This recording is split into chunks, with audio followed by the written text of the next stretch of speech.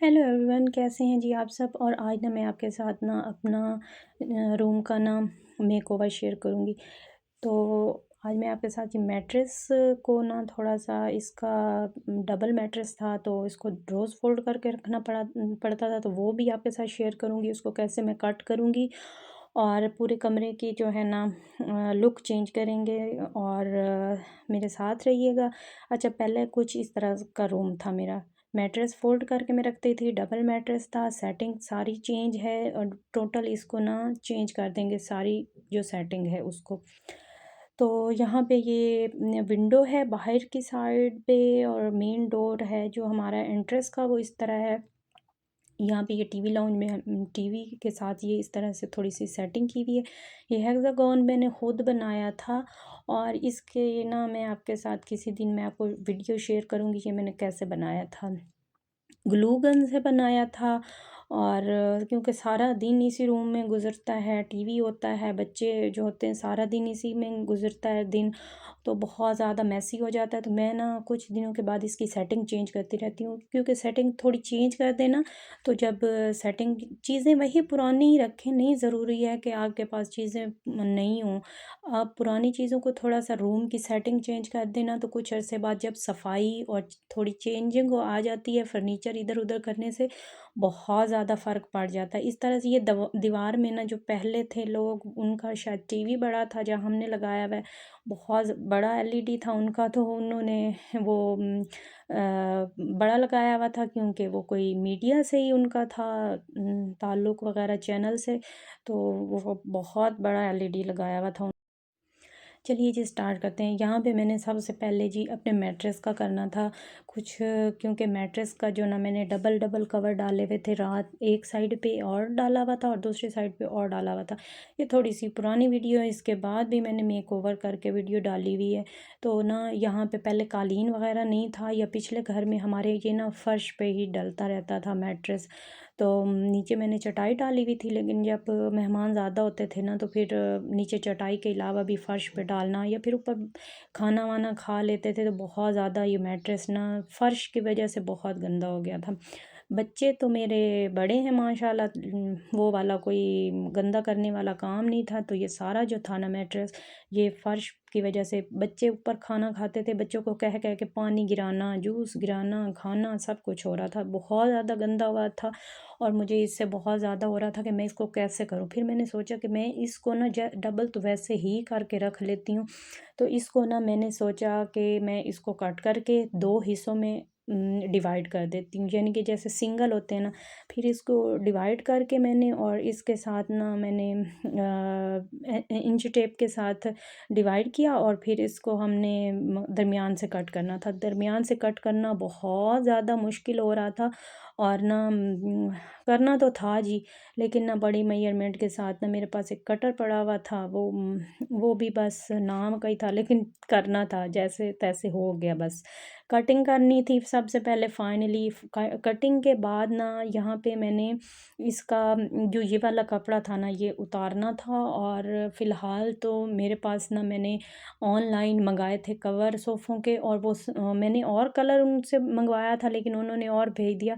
और वो इतना जल्दी गंदा हो जाता है, हफ़्ते में आप उसके हर हफ़्ते आपको वॉश करना पड़ता है। तो उससे तो मेरा इतना दिल तंग हो गया, मेरा दिल कर रहा था मैं इसको ना उसको मैं डालती ही नहीं थी, क्योंकि हर हफ़्ते वॉश कर के मैं तंग आ गई थी। उनका कलर मैं अभी आपको दिखाऊँगी, बहुत ज़्यादा लाइट था। मैंने मैरून मंगवाया था, और उन्होंने ना मुझे ये ब्राउन सा ये जो सोफ़ों का कलर है ना, कैमल कलर, वो कैमल कलर भी नहीं था, बहुत लाइट सा कलर था, येलो टाइप, वो उन्होंने भेज दिया। तो वो तो बहुत ज़्यादा ख़राब हो जाता था उसका कलर, और वो अच्छे भी नहीं थे। कवर ऑनलाइन मैंने मंगवाए थे, तो अच्छे नहीं थे। तो वो बस फिर मुझे डालने के लिए ना सब कहते थे डाल दो, कोई बात नहीं, सोफ़े गंदे हो रहे हैं, लेकिन इसके लिए कोई और जुगाड़ लगाएंगे। पहले तो जी मैंने उसके साथ कट किया, फिर उसके साथ जो रह गया उसको कैंची से किया, क्योंकि कटर की वजह से नीचे से डर लग रहा था कि कालीन भी मेरा ना कट जाए। तो वो कालीन का भी कुछ अरसे के बाद ना मैं कोई वॉश करने के लिए, क्योंकि आप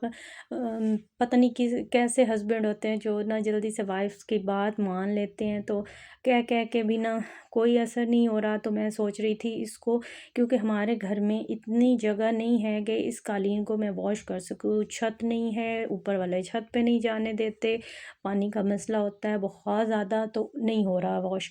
मैं सोच रही थी कि ये बहुत गंदा हुआ है, इसको भी मैं ना, कालीन को भी किसी तरह से, क्योंकि कमरे जो हैं हमारे अच्छे खासे डीप हैं। बाहर जो हमारी गैलरी है, एंट्रेंस है, वो वाली जगह से ना कमरे डीप हैं, तो कमरों में पानी खड़ा हो जाता है, कम पानी बाहर नहीं जाता, वॉश नहीं कर सकते। तो मैं अब कुछ ना कुछ करना तो ज़रूर है, क्योंकि ये बहुत गंदे हैं और कालीन गंदा हुआ पड़ा है, उसको भी करेंगे। सबसे पहले जी मैंने मैट्रेस का काम ख़त्म किया, क्योंकि फिर मुझे सफाई करके सेट करना था। आपने देखा ये वाला जो कलर है ना, ये सोफ़ा कवर कलर है, ये कवर्स हैं। तो मैं सोच रही थी फ़िलहाल नया कवर मैट्रेस के लेने तक ना मैं इन्हीं को ना एडजस्ट कर देती हूँ, क्योंकि मेरा कोई इरादा नहीं था यकदम। बच्चे भी घर पे थे और स्कूल नहीं जा रहे थे, तो मैंने ना, जब बहुत ज़्यादा आप थके हुए होते हैं या फिर किसी चीज़ से तंग आ जाते हैं ना, तो आप कहते हैं किसी भी तरीके से इसको ना हम कालीन, ये कालीन जो है, और इसको मेरा दिल कर रहा था मैं किसी तरह से इसको ना साफ़ कर दूँ, इस तरह में कमरा मेरा चेंज हो जाए बिल्कुल। मुझे बड़ा ना काफ़ी दिनों से वो एक फीलिंग आ रही थी, काफ़ी दिन हो गए थे। वैसे तो मैं सेटिंग को ज़्यादा चीज़ें नहीं ले सकते, ज़रूरी नहीं है हम नहीं ले सकते, लेकिन जो पड़ी हुई हैं उनको तो हम क्लीन कर सकते हैं। तो यही वाला मैंने अभी फ़िलहाल मैंने कहा जब तक मेरे पास पैसे नहीं आते, तो मैं इसी के साथ कुछ करती हूँ। ये जो कवर है फ़िज़ूल में ही तो पड़ा हुआ था, तो मैंने इसी को ना डबल करके इसके ऊपर डाल दिया, और इससे बहुत अच्छे से कवर हो गया था, क्योंकि ये फ़िज़ूल पड़े रहने से तो था। मैंने सोचा कि ये इसके ऊपर एक ये लगा के ना, तो इसके ऊपर ना कोई मैं बेडशीट या कोई सिंगल बेडशीट होती है ना, वो बिछा दूँगी। अच्छा, इससे ना मैट्रेस कवर से ना बहुत ज़्यादा फ़र्क पड़ गया था फ़िलहाल के लिए। ये ना यहाँ पे 2 रूम की पार्टीशन है, दरमियान में डोर बना हुआ है, तो मैं सोच रही थी कि इस डोर को मैं बंद कर दूँ, और यहाँ पे मैं सोफ़ों की सेटिंग पहले उस साइड पे थी, ये डोर खुला रहता था, तो मेहमान वगैरह भी आते हैं, तो फिर ना ये डोर बंद तो वैसे ही करना पड़ा था। मैं सोच रही थी इसको ना परमानेंट में बंद करके, और इसके आगे ना मैं यहाँ पे ना इस डोर के सोफ़े रख देती हूँ। तो चलिए जी, यहाँ पे ना ये वाला काम करते हैं। पहले तो करेंगे जी कालीन की सफाई, कालीन को साफ़ करने के बाद ना हम जो दूसरा काम है ना, वो बाद में करेंगे। तो बाद में क्या करना है, हम पहले ये वाली चीज़ें जो है ना इनको कर लेते हैं। झाड़ू लगाना था, झाड़ू लगाने के बाद ना सबसे पहले जी कपड़े रफ़ पहनिएगा, क्योंकि बहुत ज़्यादा जब ये चीज़ें इधर-उधर हो रही होती हैं ना, तो बहुत ज़्यादा मट्टी होती है, और ये कमरा तो बिल्कुल हमारा बाहर फ्रंट से आता है ना, तो आंधी आती है या फिर बारिश होती है, तो बहुत ज़्यादा यहाँ पे ना कालीन भी है, तो मैं सफाई नहीं कर सकती, ज़ाहिर-सी मट्टी, बहुत मट्टी जमा हो जाती है। तो मैंने सोचा था कि मैं इसको किस तरह से करूँ, तो यही समझ आ रहा था कि चेंज तो करना ही करना है, सफाई भी करनी है। और ये देखें सोफ़ों के नीचे से कितना, जो भी बच्चे खाते हैं ना टॉफ़ीज़ वग़ैरह, आप यकीन करें फेंकते नहीं हैं, बाकायदा जिस सोफ़े को आगे करके पीछे घुसेड़ रहे होते हैं चीज़ें। और मैं जितना बच्चों को समझा लूँ, मजाल है कि इनको कोई याद आ जाए या कुछ। अच्छा, मैं डस्टबिन भी रखी हुई होती है रूम में, फिर भी उसके बावजूद यही हाल होता है। तो यहाँ पे तो हम कुछ भी नहीं कर सकते। फिर जब पंखा चलता है तो कोई चीज़ रख दो, तो वो खुद ब खुद उड़ के भी सोफ़ों के नीचे चली जाती है। बच्चे खा भी लेते हैं, फेंक देते हैं, सामने भी वो भी चली जाती है। यहाँ पे ये मैंने सारे सोफ़े आगे करके पहले क्लीन को साफ़ कर लिया था। मैट्रेस का कवर भी चढ़ा लिया था, दोनों का मैंने आपको दिखाया है। ये जो सबसे बड़ा सोफ़ा है ना, इसको तो मैं यहीं पे रखूँगी जो पहले जिस जगह पे पड़ा हुआ था, और ये वाले जो उसके साथ पड़े हुए थे ना, उनको मैंने बिल्कुल साइड पे कर देना है। और वो जो वहाँ पे जगह बची हुई है ना, वहाँ पे ना हमने क्या करना है, वहाँ पे मैं टेबल रखूँगी। एक छोटा टेबल रख देंगे, ताकि वहाँ पे ना वैसे ही मैंने कहीं इधर-उधर घुसाया हुआ था, तो वहाँ पे वो रख मैंने सोचा वो यहाँ पे रख के कोई ऊपर कुछ चीज़ें रख देंगे, डेकोरेशन पीस वग़ैरह रख लेंगे।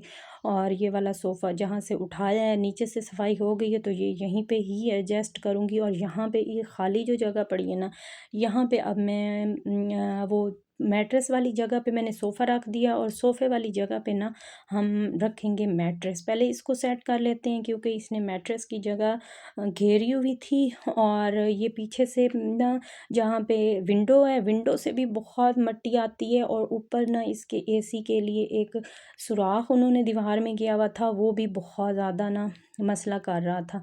ये देखें, ये दोनों मैट्रेस कट करके मैंने इसके ऊपर यही मैं सोफ़ा कवर्स ही है ना फ़िलहाल वही कर दिए थे। गंदे तो हो जाते हैं, तो मैं सोच रही थी इनके ऊपर ना मैं कुछ लगा दूँगी। ये देखें, न्यू कुछ सेटिंग इस तरह की है और ये बहुत मुझे ना क्लीन क्लीन सी और जगह इससे स्पेस बहुत ज़्यादा मिल जाती है। जो पहली वाली सेटिंग थी ना, उससे स्पेस बहुत कम हो जाती थी और जब दरवाज़े दोनों खुलते थे ना ये सोफ़े के पीछे वाले रूम से, तो हम किचन में इस रूम के साथ है तो वहाँ से ही एंट्रेंस इधर होती थी और बहुत ज़्यादा गंदा हो जाता था। और पता है क्या है, जब तो फिर बच्चे जब दरवाज़ा खुला होता है ना, तो बच्चे इधर से जूता पहन के दूसरे रूम से बेडरूम से निकल के उधर से निकलने की बजाय गैलरी से बाहर जाने के लिए ना सामने बिल्कुल इसी रूम से निकल के जूते के साथ कालीन पे बाहर भाग जाते थे और गंदे जूतों की वजह से कालीन बहुत ज़्यादा गंदा हो गया। ये वाला जो टेबल है इसको मैं वहाँ पे एडजस्ट करके खाली जगह पे और साथ ना इसके ऊपर कोई चीज़ यानी कि कवर वगैरह लगा के और इसके ऊपर कोई डेकोरेशन पीस वगैरह रख देंगे तो थोड़ा सा ना चेंज हो जाएगा कमरा और थोड़ा नीट सा भी लगने लग जाएगा। अभी तो फ़िलहाल इसको सेट करते हैं और जो बाकी का काम है ना वो बाद में करेंगे। ये देखिए कुछ इस तरह से आया है। सोफ़ों को भी क्लीन करना है, थोड़ा मौसम चेंज हो जाए तो फिर क्योंकि सर्दियों की वजह से बहुत ज़्यादा ये स्मेल पैदा हो जाती है, तो फिर जब गर्मियाँ ही आती हैं ना, मेरी कोशिश होती है इनको तभी करूँ और इनके ऊपर फिर क्लीन करके और इनके ऊपर नए कवर जो है ना वो भी लगाएंगे। कवर पहले लाएंगे और फिर इस तरह से ये नई लुक है।